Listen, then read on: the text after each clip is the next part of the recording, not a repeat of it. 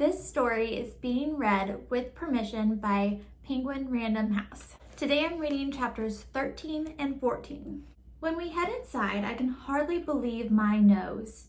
The unmistakably wondrous aroma of spaghetti and meatballs is wafting out of the eating place.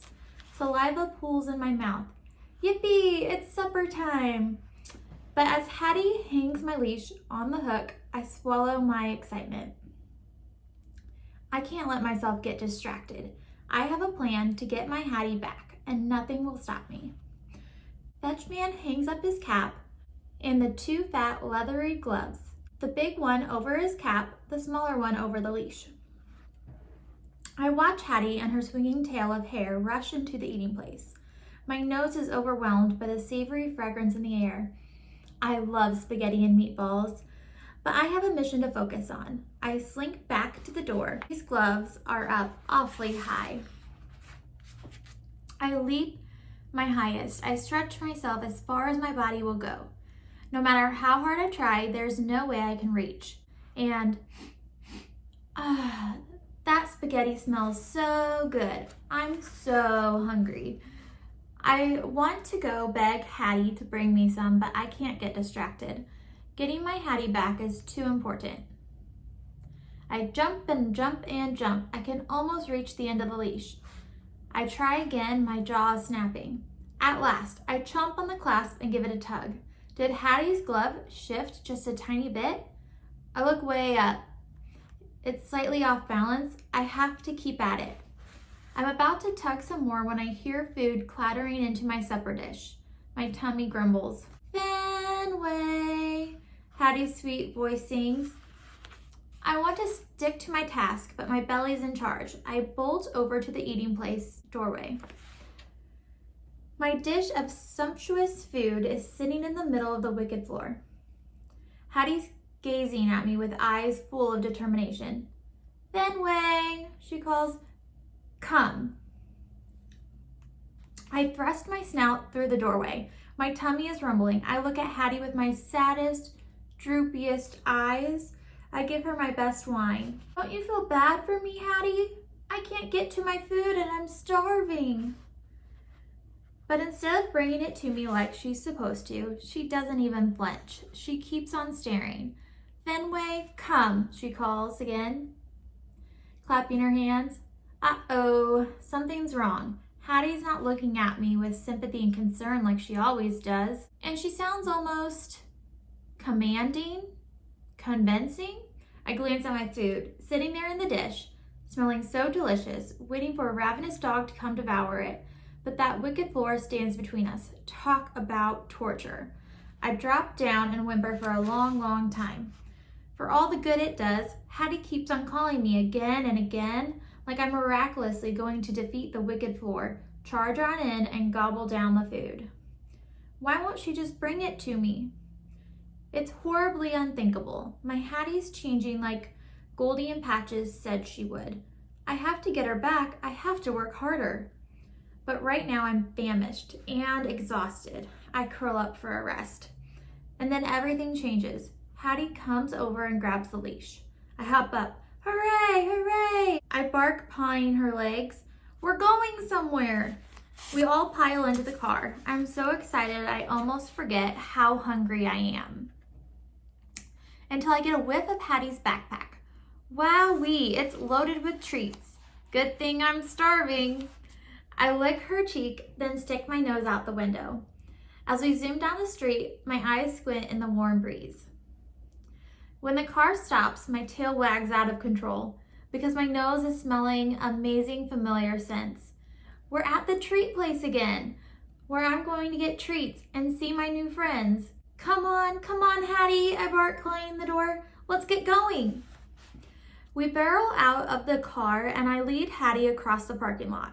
When we get to the door, I see Lance, the yellow lab from last time. Yo, dude, he says as we politely exchange bum sniffs. Hey, Lance, what's up? No idea, he says, and the look on his face proves it. Lance's human pulls the door open and we head inside.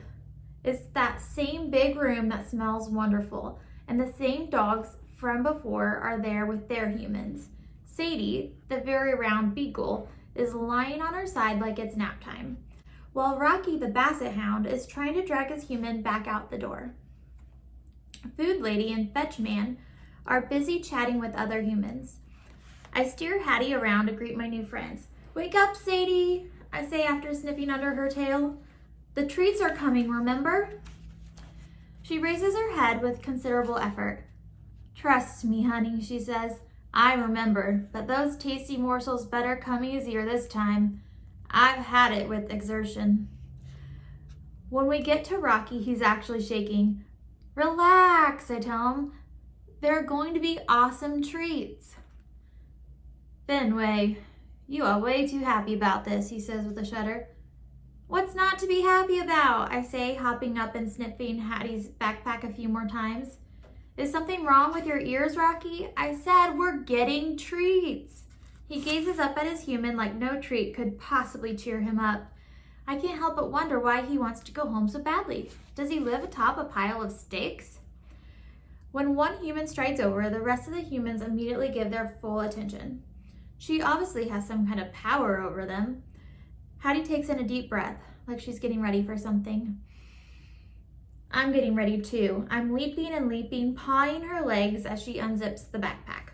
"Hooray, hooray, those treats are coming." My mouth waters, my tummy roars. I didn't eat supper, but now I'm getting treats, a whole backpack full of them. "Whoopee," I bark, dancing around Hattie's sneakers. I can hardly wait. Hattie balls her fist and holds it up over my head. "Sit, Fenway," she says.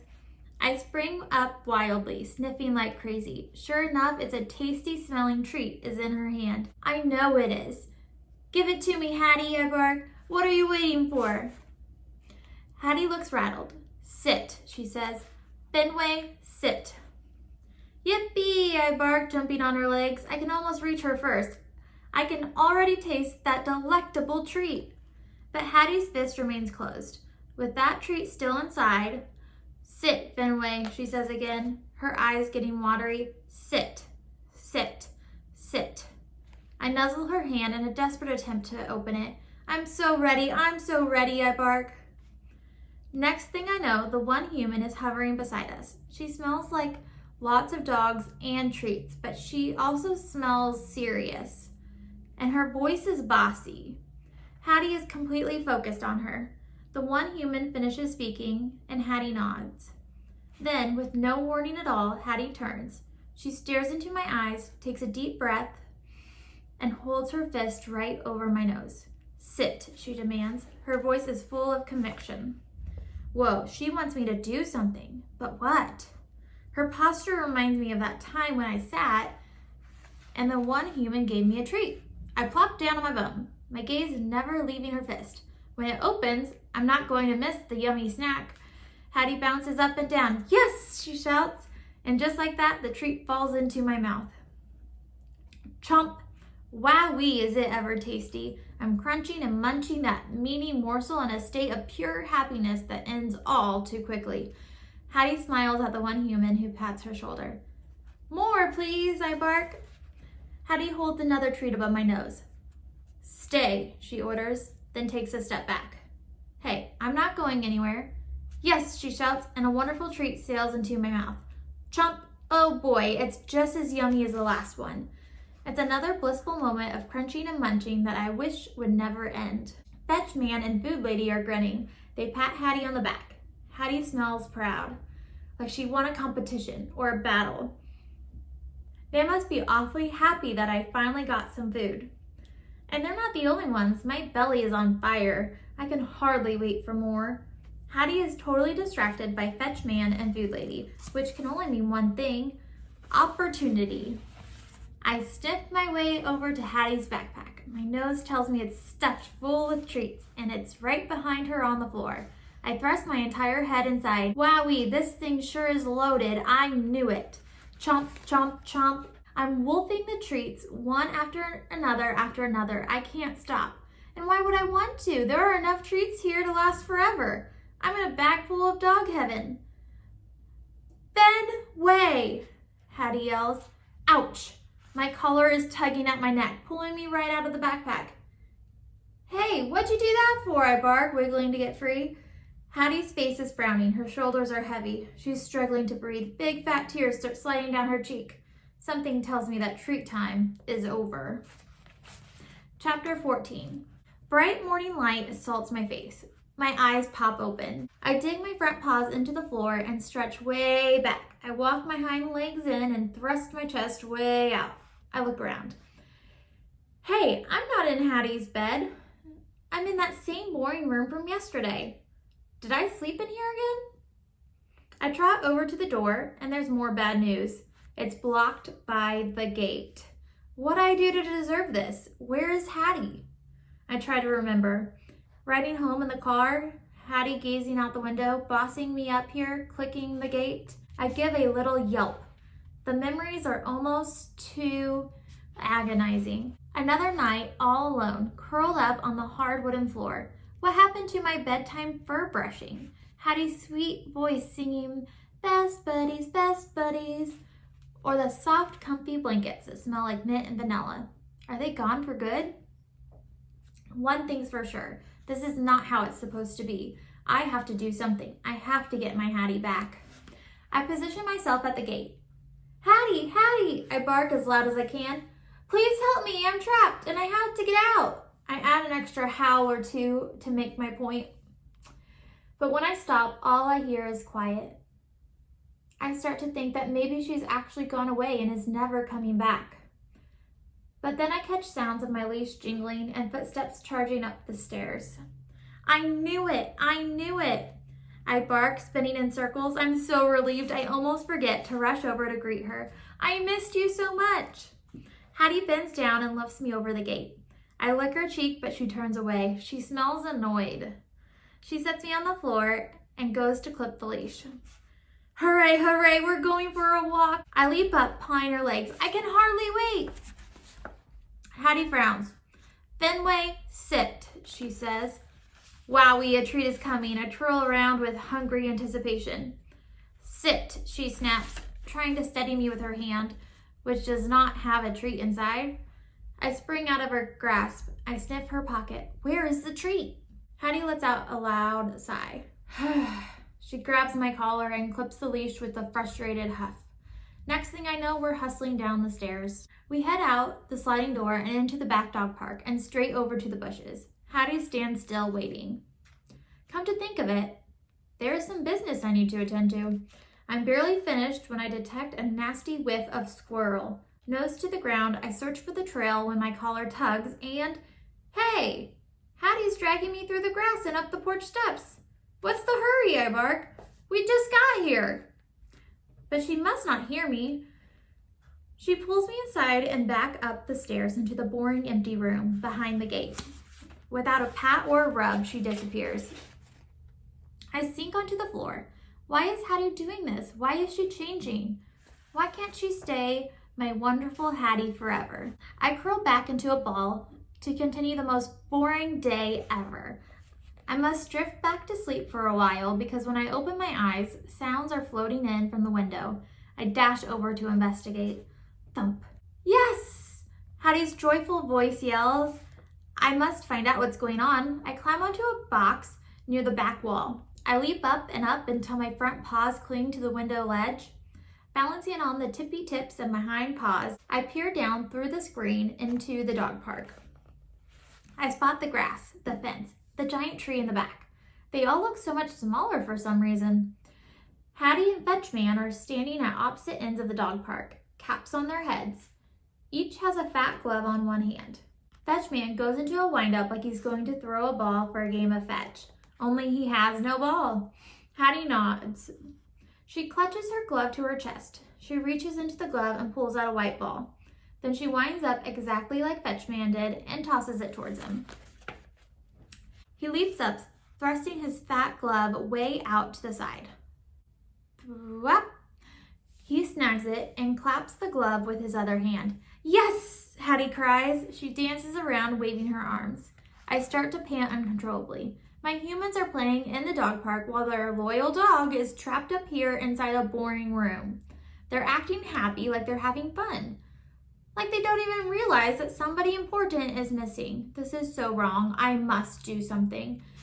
But then my ears pick up other sounds from over the fence. Clink, jingle, jingle. Wowee, talk about distracting. Right next to our dog park is another one just the same, with grass and bushes and a fence all around it. It doesn't have a giant tree in the back, but it does have 2 dogs in it, a golden retriever and a white dog with black patches. Hey, it's the ladies. They look perfectly content too. Goldie is sniffing in the bushes. Patches is rolling on the ground. Everybody is having fun and I'm stuck here all alone. Or am I? All right, comes from nearby. Hey, somebody else is up here too. I turn way to the side above the ladies' dog park. Peeping out an open window, the same level as mine, is the head of a short human, with a cap and a long wavy tail. Angel? She's watching Hattie and Fetchman, grinning and pumping her fist.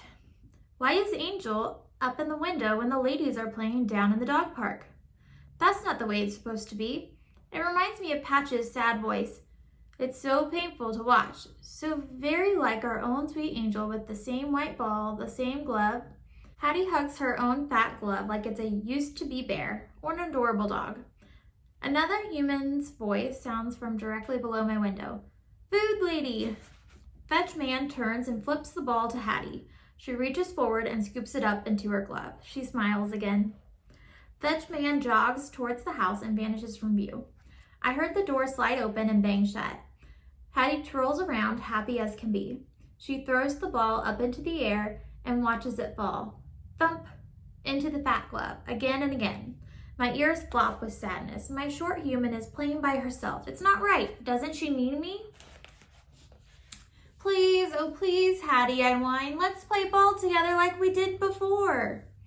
Hattie looks up. She scowls, one hand on her hip, then shakes her head. She goes back to tossing the ball, like that's the only thing she wants to do or cares about. Oh, please, please, Hattie, I cry. I'll let you win, I promise. I scrape my claws on the window ledge. I jump higher, my claws poking the screen. Hattie snaps her head up in alarm. Fenway, she shouts. She races towards the house and quickly disappears. I hear the door thud. Hooray, hooray! I fly off the box and tear around the empty room. I knew she'd come. Soon Hattie arrives at the gate. Fenway, she scolds. How am I in trouble? There isn't even anything to do here. When she scoops me up, I go crazy licking her cheek. I'm so glad you're back, I bark between slurps. She tastes like salty sweat and something else too. Confidence again? I'm so happy to be back in Hattie's arms. I nestle against her neck all the way down the stairs and through the house. The more she speaks in that stern, un-Hattie voice, the more I snuggle. By the time we head out the sliding door, she's stroking my back. I knew she couldn't resist her super best friend. She sets me on the porch and I dance around. Yippee, I bark. We're finally going to play. But maybe Hattie's had enough playing. The door closes and she's gone. My heart crashes. What just happened? I can't go on like this. I have to get my Hattie back for good. I plop down for a quick scratch when I suddenly realize the opportunity I've been waiting for is sitting right next to me on the porch.